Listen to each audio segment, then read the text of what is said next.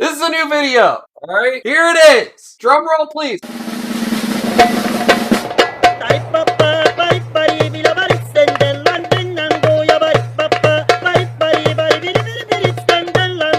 The DAVEvsAXIE Jiho interview. All right, this is really well done. DAVEvsAXIE is a good guy. You guys should follow him. He's got an excellent Twitch channel, a great YouTube channel. He's helped a lot of people get into Axie Infinity and play to earn gaming. He's got some good takes on stuff.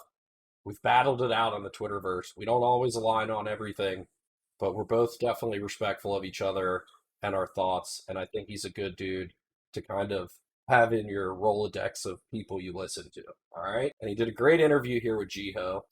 They started out talking about 2021 and the growth they've had. And I really like how Jiho put that 2021 was all about growth and building infrastructure, and he understood that they kind of had to hold back on content this year and LAN play and game content. And as a user himself, he was frustrated in that, but this was a year of growth. And to kind of explain that, they first started out with some of the numbers, which I thought were extremely interesting. At the beginning of 2021, there were 28,000 Axie holders, and they wanted to get to 300,000 Axie holders.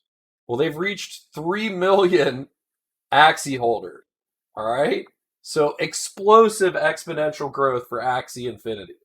The community treasury, 50,000 ETH in the treasury. They only wanted to get to 20,000 Ethereum in the treasury. So more than double what they wanted to. And that doesn't include all the AXS that's also in the treasury. 150,000 daily active users. They got to 2.5 million daily active users. So smashing all the numbers there.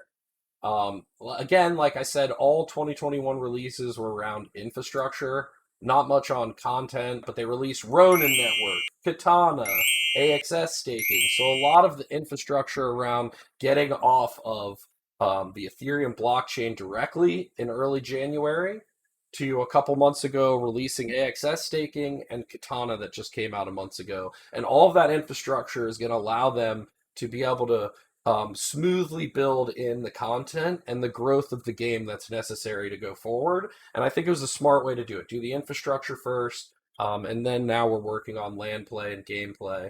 And 2022, I think, is the year of content, from what I kind of gleamed off of this video. Sky Mavis in 2021 raised both a Series A and a Series B round of funding, and they raised it in US dollars to fund Axie Infinity for a decade, and they're thinking long-term growth. And you can also see this by all the hires that have come on. And it was a really interesting conversation Dave got to have with Jiho around like growing all the HR and all the people that have come on board, and like what it was like initially hiring before this explosive growth as to what it is today with like having an HR team and being able to pick from a larger pool of employees to kind of come on the team. I thought that was a very interesting conversation that they had. The team, he said, has grown 3x this year. They've got 10 members on the support team now alone. And the growth has expedited hiring needs, but it takes time to onboard those new employees. So full HR team, like we said, is there, but it takes, as you've seen all these new employees come on board, it takes time to get them on board and acclimated and producing for the company. And it takes time to kind of see the fruits of those labors to kind of come to the public eye. So just kind of a little bit of patience there is what's caution. In the economy, goals of managing the economy were like managing inflation of in-game assets, and they can't manage it by reducing the output. So they look at are breeding numbers, how many Axies are being bred per day, virgin Axie floor price, paying attention to the net spread for breeders and profitability. And they were looking at all of that when it comes to making like the breeding cost changes and trying to manage the economy.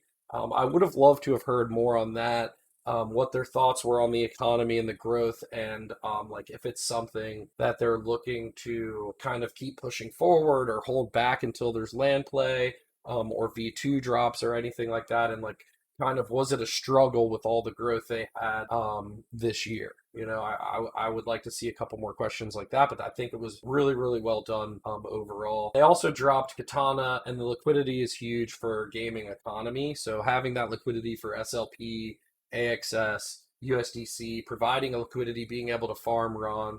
I thought all that is amazing stuff and like long-term thinking for Sky Mavis, Axie Infinity, and the Ronin chain. And I do like how Jihoz said they kind of want to stay gaming token focused, but they're open to looking at like bringing on more DeFi on board to the Ronin network if it's applicable to people from Lunasia. And then Dave takes a jab. Right at that point, Dave takes a jab with his impermanent loss. And then he's got a ton of SLP for breeding when the time comes again. I thought that was hilarious. It was a nice little jab to get in there about the impermanent loss from the SLP pool. I thought that was a great one. Everybody's feeling that, Dave. And when the time does come, you know, we're there to breed too. We didn't get, we didn't get in the SLP pool because I was afraid of that. But we were farming the AXS ETH pool very, very heavily. And I feel the pain, but yes, it'll all be usable in time. So not really a big deal. We'll all breed with it in the future. Then we got into land, and I thought land was really interesting talk here. Like emphasis on crafting, harvesting resources, structures, art. Think of like Clash of Clans, Stardew Valley, Animal Crossing mixture. They've made an incredible progress internally. The bar is set very high for land.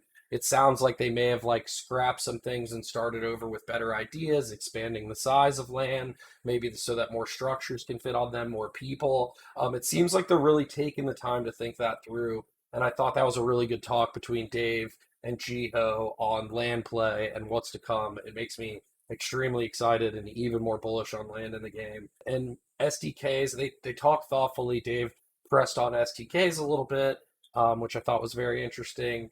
And, you know, Jiho said it needs to be thoughtfully rolled out, that they're not introducing any new games yet. And, you know, I think we're all of an agreement that the Ronin network has skipped a few beats on the record player this year, and we're still trying to just deal with all the growth of Axie Infinity, and that's a good thing, is making sure that we can even handle the growth of the main game alone on the Ronin network before onboarding others. But I think it's interesting that it's on the menu, it's coming down the line, and they're really thinking through of what they can provide to other games and game makers when they want to use the SDK or bring other games onto the Ronin chain with like dexes and stuff like that on the Ronin network. And then for 2022, making the game more fun is job number one for 2022. And I'm excited about that. I'm really excited to hear that. New cards, V2, land play. I'm not expecting any of it to come right away in the year.